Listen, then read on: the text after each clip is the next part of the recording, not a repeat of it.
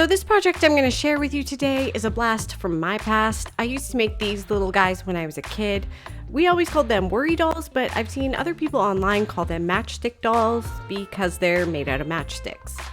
You'll need some craft matchsticks. I got mine from a local discount store, I think, but I've also put a supply list with links to purchase online in the description of this video.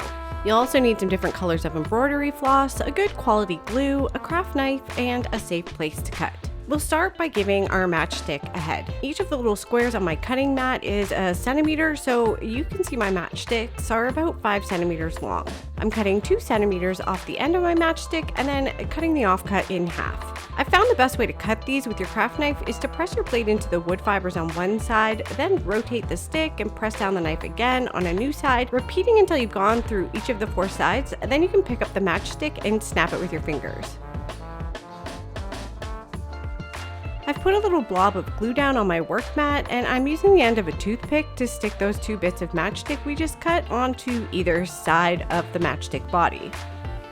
Next, we're going to cut some legs. I got fancy here and cut my matchstick in 2 on a little angle for the hips, but you don't really need to make an angled cut here. You can just cut straight through.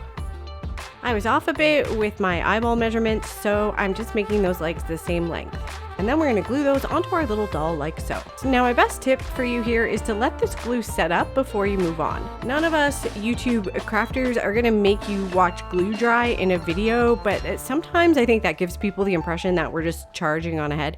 But trust me when I say this gets frustrating really quick if you're dealing with a mess of wet glue and embroidery thread.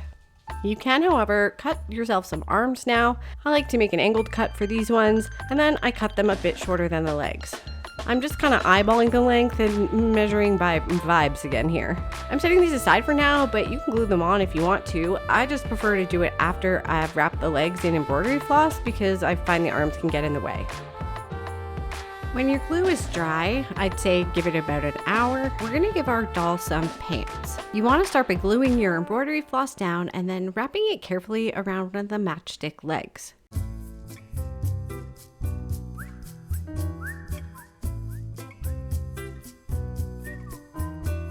We'll repeat that on the second leg.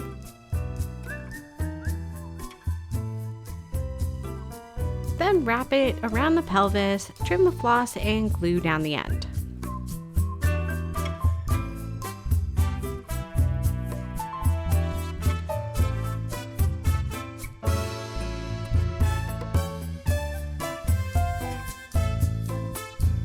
If you want your worry doll to have a skirt, you can glue down the thread and wrap it around both legs like this.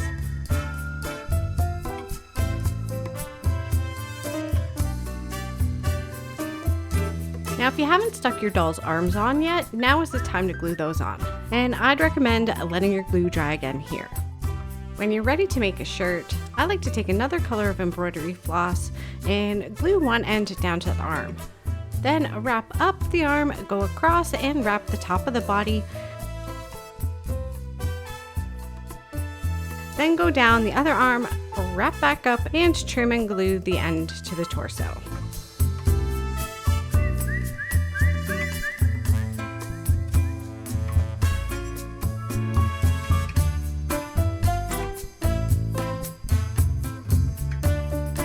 Now we'll round out the head of the doll. I've selected a thread that's a similar color to my skin here, but you can do whatever you'd like. We'll glue down the end again, and this time I'm wrapping a few more layers of thread on there to make the head a bit more round. Whenever you like the size and shape of the head, trim the thread and glue down the end. Now from here, you can customize your doll however you'd like. I'm going to give mine some long hair. I'm just gluing on some strands of embroidery floss where hair would grow.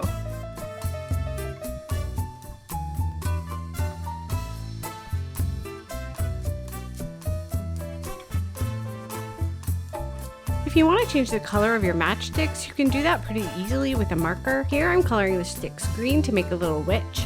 I've made her some curly hair by wrapping some embroidery floss around a round toothpick and then wetting that with some water.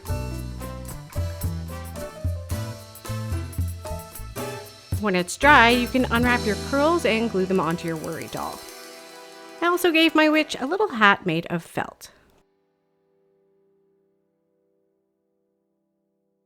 While you're watching me make some different variations and customizations here, I want to tell you a little bit about where these worry dolls came from. Worry dolls started as a custom of the Highland indigenous people of Guatemala, and it's important to me we mention those origins here. In Guatemala and in some parts of Mexico too, small dolls were made of scrap fabric and given to a worrisome child who could tell the doll all their worries and then put it under their pillow at night. The idea was and is that the child could whisper their worries to the doll, who will take them away during the night. And you can see how this practice would fit in with modern psychology, right? Verbalizing your feelings can help you understand and calm them. As such, worry dolls have been used in pediatrics and child psychiatry. Some mental health practitioners have used them with their young patients to work as a go-between or troubleshooter between adult and child. I don't know how effective that is, but I personally find making these guys to be a really good stress reliever. And they're small and cute, and it's fun to tune out the world and make a bunch of little guys with different personalities. And heck, I know that is good for my mental health. I hope this tutorial helps you make some worry dolls for yourself. If you'd rather buy a worry doll, there's lots of artisans in Guatemala and Mexico who make them for both export and to sell to tourists.